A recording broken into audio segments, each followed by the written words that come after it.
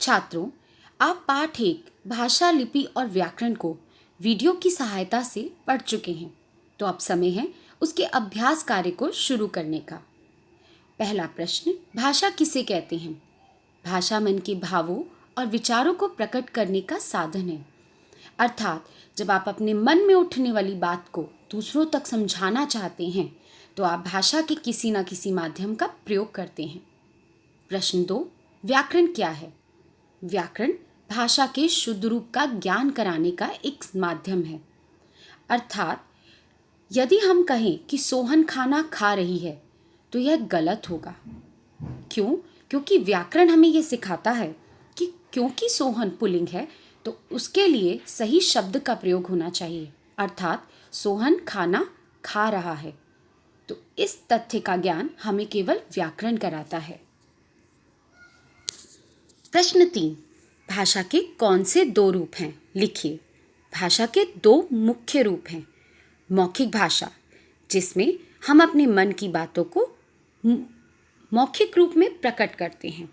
दूसरा, लिखित भाषा, जिसमें हम अपने मन की बातों को लिख कर प्रकट करते हैं।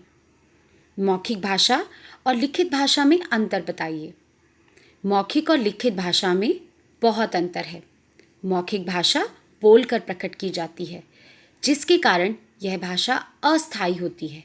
अस्थायी अर्थात इसका रूप निरंतर बदलता रहता है, जबकि लिखित भाषा लिखकर प्रकट की जाती है, जिसके कारण यह भाषा स्थायी होती है।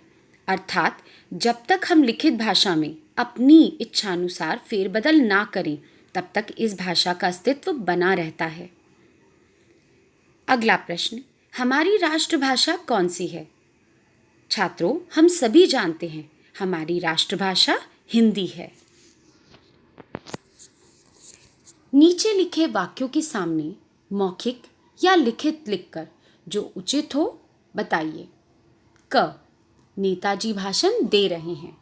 छात्रों, आप सभी जानते हैं कि भाषण देना भाषा का मौखिक रूप है, इसलिए इसके सम्मुख आप मौखिक लिखेंगे।